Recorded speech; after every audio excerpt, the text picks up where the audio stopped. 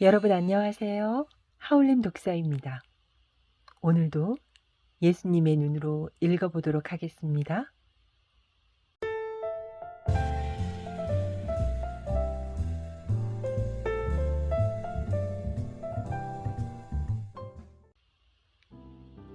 (1996년 7월 15일) 얼마 안 있어 우리는 한 마을에 도착했다. 마을은 쥐 죽은 듯이 조용했고 한 사람도 눈에 띄지 않았다. 심지어는 가축들도 보이지 않는 텅 빈 마을이었다. 마을 중간쯤까지 들어섰을 때 옆에 있던 야고보가 말했다. 여기는 왠지 무섭습니다, 주님. 조용한 것이 무섭다는 말이냐? 아니요, 인기척이 없는 것이 오싹하게 합니다. 무서워하지 말아라. 두려움에 사로잡히게 되면 악이 일어나게 되는 것이다. 하느님께 의탁하여라. 그리고 하느님께서 너희를 보살피고 계시니 그분을 신뢰하고 마음을 가라앉히도록 하여라. 바로 그때 멀지 않은 곳에서 비명소리가 들려왔다. 따라오너라. 무슨 일인지 가서 보자. 나는 제자들에게 손짓을 했다.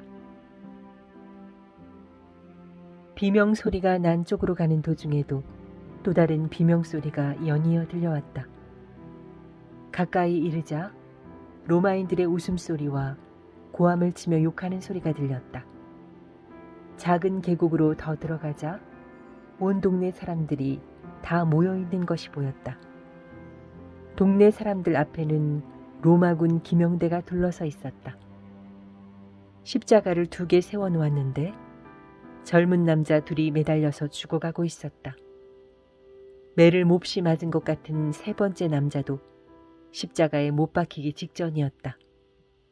그 남자는 고통 중에서도 이스라엘을 위하여 라고 계속해서 외쳤고 군중들은 입을 다물고 이 광경을 지켜보고 있었다.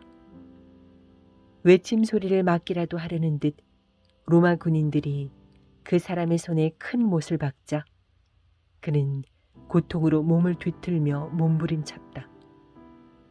로마 군인은 땅에 눕혀져 있는 십자가를 가로질러 서서 그 젊은이의 얼굴에 침을 뱉으며 말했다. 저주받은 이 나라를 위한다는 게 고작 이 꼴이군 그래.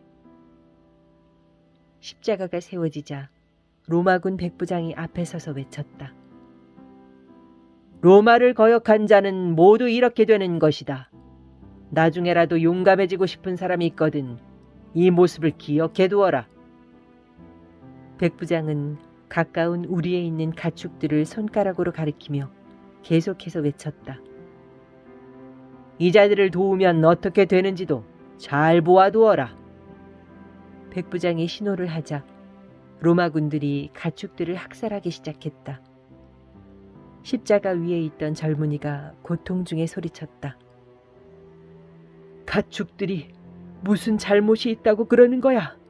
그냥 놔둬. 백부장이 그 젊은이를 올려다보며 말했다. 내 친구들이 범한 죄를 혼자서면 다 받겠다 이거지. 용감도 하군 그래. 이거나 받아라. 백부장은 부하가 차고 있던 창을 뽑더니 날 없는 쪽으로 젊은이의 배를 심하게 가격하기 시작했다. 그만해요. 그만해. 한 나이 많은 여자가 울부짖으며 앞으로 달려나와 애걸하기 시작했다. 제발 더 이상 고통을 주지 마세요. 백부장은 돌아서더니 창 뒤끝으로 그녀의 얼굴을 때렸다. 이 모습을 보고 십자가에 매달린 젊은이가 소리쳤다. 어머니! 그녀는 얼굴에 피를 흘리며 의식을 잃고 쓰러졌다. 이 여자가 저놈을 낳은 매춘부구나. 백부장은 여자에게 침을 뱉으며 껄껄거렸다. 창으로 심하게 얻어맞았던 젊은이는 마지막 숨을 몰아쉬며 울부짖었다. 오, 하느님, 우리 어머니를 보호해 주십시오. 하느님이라고? 하느님이라는 건 없어. 오직 로마의 칼이라는 신이 있을 뿐이지. 백부장이 다시 껄껄대며 비웃자 부하들도 따라서 비웃기 시작했다. 내가 앞으로 나서려 하자 베드로가 팔을 붙잡고 애원하듯 말했다. 주님, 조심하셔야 합니다. 베드로야, 염려하지 말고 나를 믿어라. 나는 베드로에게 미소를 지어준 뒤 쓰러져 있는 여자 옆에 가서 무릎을 꿇고 앉았다. 이건 뭐야? 백부장이 나를 쳐다보며 호통을 쳤다. 너도 저 여편네 아들이냐? 너도 반역자인 게로구나. 하고 나를 내리치려고 창을 높이 들어 올렸다. 나를 도우려고 베드로가 달려오는 것이 보였다. 나는 창을 내리치는 백부장의 가슴 속을 들여다보았다. 그 순간 갑자기 창이 멈췄다. 창이 내게 닿기 직전이었다. 내가 말을 시작하자 백부장은 얼어붙은 듯 꼼짝을 하지 않고 듣기만 했다. 당신은 당신 어머니가 이렇게 취급당했으면 좋겠소. 노인을 때리는 것은 겁쟁이나 할 짓이지 용감한 사람이 할 일은 못 돼요. 밤마다 당신 아버지가 어머니를 얼마나 때렸는지 생각해 보시오. 어머니가 고통으로 신음하는 것을 보면서 아버지가 얼마나 웃어댔는지 생각해 보시오. 어머니를 그렇게 괴롭히는 아버지를 당신이 얼마나 죽이고 싶었는지도 생각해 보시오. 그런데 이제는 당신이 똑같은 짓을 하고 있어. 그런 행동을 하는 아버지를 그렇게 증오하던 당신이 이제는 그 아버지의 횡포를 그대로 모방하면서 따라하고 있는 것 아니오. 백부장은 비틀거리며 뒷걸음질 치더니 더듬거리며 물었다. 그걸 어떻게 아시오? 나는 알고 있어. 당신이 부인을 어떻게 대하는지도 알고 있어. 당신은 아버지의 발자국을 따라가고 있는 것이오. 어렸을 때는 절대로 아버지 같은 사람이 되지 않을 것이라고 맹세했던 당신이지만 이제는 아버지와 똑같은 사람이 되었소. 어떻게 그런 걸 다 아시오? 기가 질린 백부장은 더 심하게 말을 더듬거렸다. 어느 날 밤 어머니를 보호하다가 아버지한테 매를 맞아서 거의 죽다시피 했던 한 소년을 알고 있어. 아버지는 그 소년을 컴컴한 방에 가두어 놓고 며칠 동안 음식과 물도 주지 않았소. 다시는 상처받지 않겠다고 맹세했던 그 소년은 나이가 들자 로마군에 입대하여 힘센 남자로 성장하였소. 가슴에 증오를 가득 품고 집으로 돌아온 그는 아버지를 때려서 죽게 했소. 분노와 증오가 끌어넘치는 남자로 변한 소년. 사랑을 모두 잃어버린 그 소년이 바로 당신 아니요.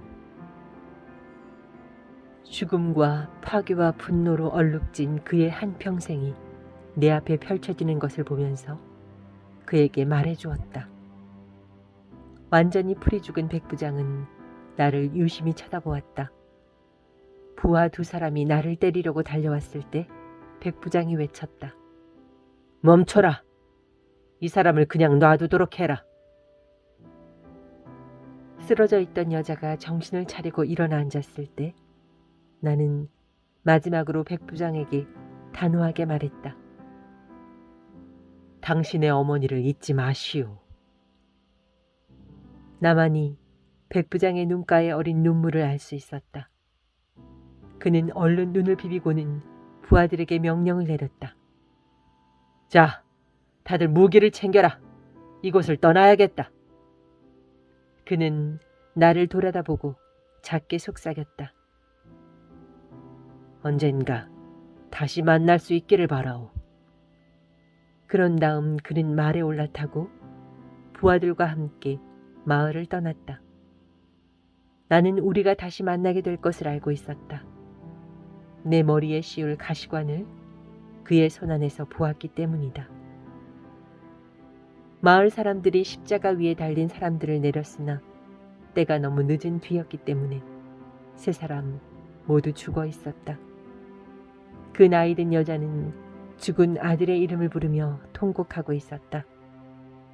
나는 안드레아와 요한과 함께 땅바닥에 앉아있던 베드로에게 가서 그의 이마에 난 상처를 닦아주었다. 나를 지켜주기 위해 애를 썼구나, 베드로. 주님, 저는 절대로 주님을 저버리지 않을 것입니다. 베드로가 나를 저버릴 것을 알고 있었지만 베드로가 나의 반석이 될 것이라는 것도 알고 있었다. 나는 마을 원로한테 가서 물었다. 가축들 없이 지내실 수 있겠습니까? 어려울 겁니다. 애들에게 우유를 먹일 수도 없게 됐고 밭을 갈아줄 가축이 없어졌으니 말입니다. 그래도 살아가야지요. 원로는 모든 것을 포기한 듯한 말투로 말했다. 유다야, 이리 잠깐 오너라. 네, 주님. 하고 유다가 달려왔다. 이 마을 사람들이 어려움을 겪게 되어 도움이 필요하니 돈을 좀 드려야겠다. 유다는 절망적인 표정으로 나를 쳐다보았으나 항의하지는 않았다. 얼마나 드릴까요? 우리가 가진 것 중 절반을 드려라. 예? 그렇게나 많이요? 유다는 눈이 휘둥그레져서 외쳤다. 그렇다. 이 사람들은 도움이 필요하고 우리가 그 도움을 줄 수 있으니 더 이상 생각할 것 없다. 알겠습니다, 주님.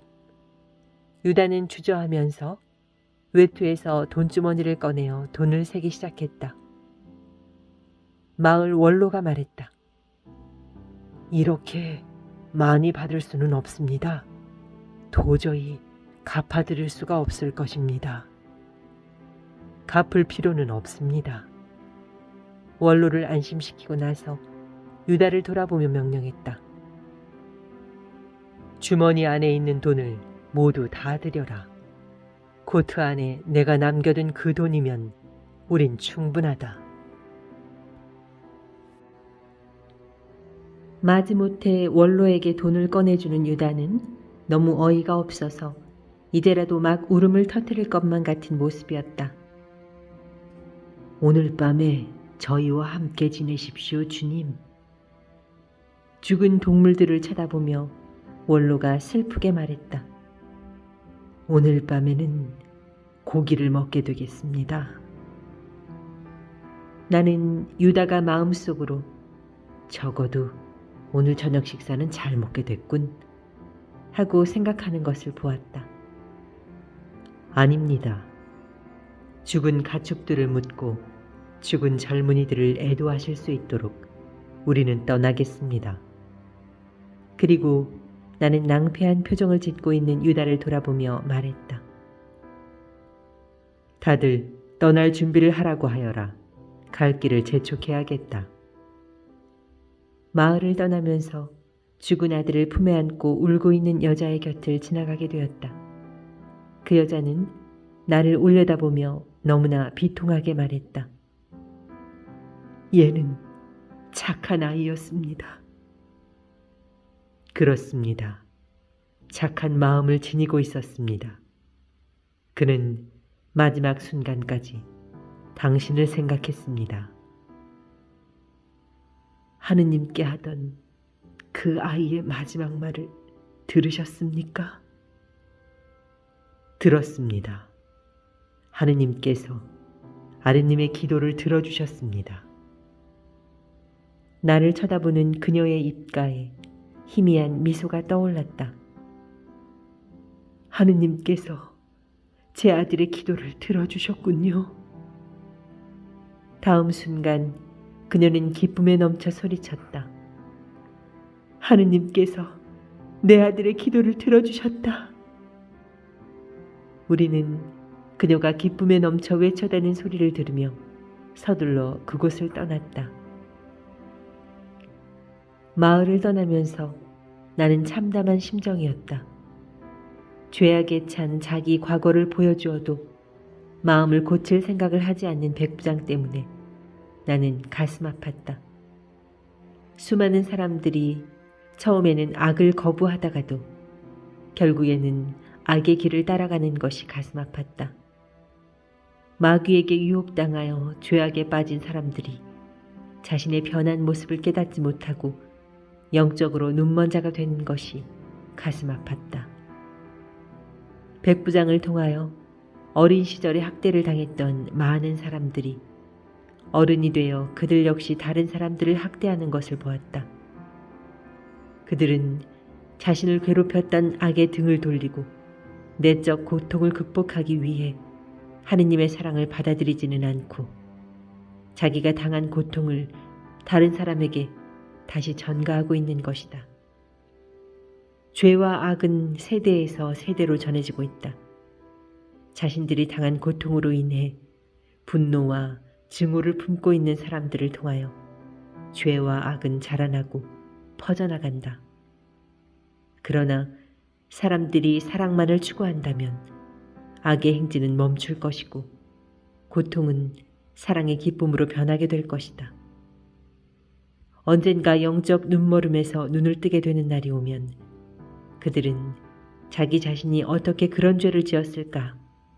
어떻게 그런 악을 용납했을까? 어떻게 하느님을 그렇게 괴롭혀드렸을까 하고 후회하게 될 것이다. 네, 오늘은 여기까지 읽도록 하겠습니다. 하울림 독서였습니다. 감사합니다. 사랑합니다.